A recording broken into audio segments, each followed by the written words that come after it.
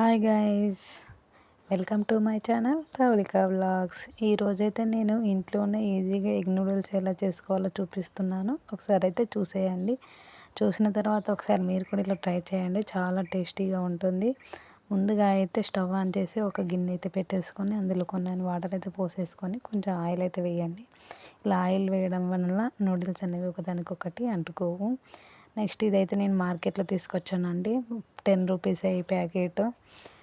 నేను ఎప్పుడు చేయాలన్నా మార్కెట్లోనే తెచ్చుకుంటాను. ఇది మా పిల్లలిద్దరికైతే సరిపోతుంది. నెక్స్ట్ వాటర్ అనేటివి బాయిల్ అయ్యేటప్పుడు మనం తీసుకున్న నూడిల్స్ని అయితే అందులో వేసేసుకోండి. నూడిల్స్ని అయితే బాగా మెత్తగా ఉడకబెట్టుకోవద్దండి. ఒక 70 to 80% మాత్రమే ఉడకాలి. అలా ఉడికిన నూడిల్స్తో మనము చికెన్ నూడిల్స్, వెజ్ నూడిల్స్ ఏవైనా చేసుకోవచ్చు. నెక్స్ట్ 2 ఎగ్స్ని అయితే తీసుకొని ఇలా బాగా బీట్ చేసుకున్నాను. ఇందులో కొంచెం సాల్ట్ వేసి బీట్ చేయండి, చాలా బాగా వస్తాయి. ఇలా నూడిల్స్ చేయడానికంతే కొంచెం గుంతలా ఉండే ప్యాన్ అయితే తీసుకోండి. నేనైతే ఇలా ముక్కుడు తీసుకున్నా. తర్వాత అందులో కొంచెం ఆయిల్ అయితే వేసేసి మనం బీట్ చేసిన ఎగ్స్ని అయితే వేయండి. ఎగ్స్ కొంచెం ఆమ్లెట్ లాగా ఫ్రై అయిన తర్వాత కొంచెం ఇలా చిన్న చిన్నగా ముక్కలుగా చేసేసుకోండి. తర్వాత అయితే నా దగ్గర ఉన్న వెజిటేబుల్స్ క్యారెట్, క్యాప్సికమ్, ఆనియన్స్ అయితే కట్ చేసి పెట్టుకున్నాను. ఈ ఎగ్ కొంచెం ఫ్రై అయిన తర్వాత వాటిని అయితే వేసుకోవాలి. ఆనియన్స్, క్యారెట్, క్యాప్సికమ్ అయితే వేసేసుకుంటున్నాను. మీ దగ్గర ఉంటే క్యాబేజీ కూడా వేసుకోండి. నా దగ్గర లేదండి, అందుకని నేను వేయలేదు. నెక్స్ట్ దీనికోసమని కొంచెం పెప్పర్ పౌడర్ కూడా రెడీ చేసుకున్నాను నేను. ఇవి కొంచెం ఫ్రై అయిన తర్వాత ఒక 2-3 నిమిషాలు అయితే ఫ్రై అవ్వనివ్వండి. ఒక మూత అయితే పెట్టేసుకొని 2-3 నిమిషాలు అయితే మగ్గనివ్వండి. 2-3 నిమిషాల తర్వాత మూత తీసి అయితే కలిపేసి మనం ఉడకబెట్టుకున్న నూడిల్స్ని అయితే అందులో అయితే వేసేసుకొని కొంచెం కలిపేసుకోండి.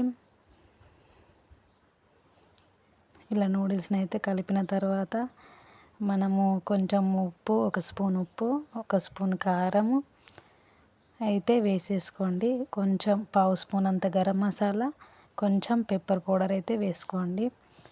అవన్నీ వేసేసిన తర్వాత మంటను హై ఫ్లేమ్లో పెట్టి మంచిగా కలిపేసుకోండి, బాగా మిక్స్ చేయండి. ఇవన్నీ నూడిల్స్ అనేటివి పట్టాలి. నెక్స్ట్ నా దగ్గర ఉన్న సాసెస్ కూడా వేస్తున్నాను. నా దగ్గరనైతే నేను soya sauce, red chilli sauce, టమాటా సాస్ అయితే ఉన్నవి. అదన్నిటిని ఒక్కొక్క స్పూన్ అయితే వేసేసుకున్నాను. వాటిని అయితే బాగా వేసిన తర్వాత హై ఫ్లేమ్లో మంటను పెట్టేసుకొని బాగా మిక్స్ చేయండి. మంచిగా నూడిల్స్కి సాసెస్ అనేటివి పట్టాలి. నెక్స్ట్ ఫైనల్గా అయితే స్ప్రింగ్ ఆనియన్స్ అయితే వేసేసుకోవాలి. ఈ నూడిల్స్ అయితే చాలా టేస్టీగా ఉంటాయి. మా పిల్లలు అయితే చాలా ఇష్టంగా తింటారు. నేను కూడా ఇలా నా ఇంట్లోనే చేసుకున్నప్పుడల్లా బాగా తింటాను. బయట ఫాస్ట్ ఫుడ్ సెంటర్లకి వెళ్ళినప్పుడు అయితే తినేదాన్ని కాదు, అసలు ఇష్టం ఉండేది కాదు.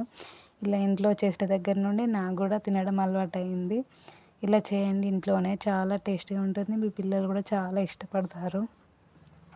ఈ వీడియో కనుక మీకు నచ్చినట్లయితే ప్లీజ్ లైక్ అండ్ సబ్స్క్రైబ్ చేయండి ఫ్రెండ్స్.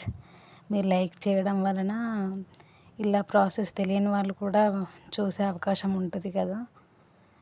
ఇలా పిల్లలకైతే రెడీ చేసి పెట్టండి, ఈవినింగ్ చాలా బాగా తింటారు. ఈ వీడియో నచ్చినట్లయితే ప్లీజ్ లైక్ అండ్ సబ్స్క్రైబ్. గంటనైతే కొట్టడం మర్చిపో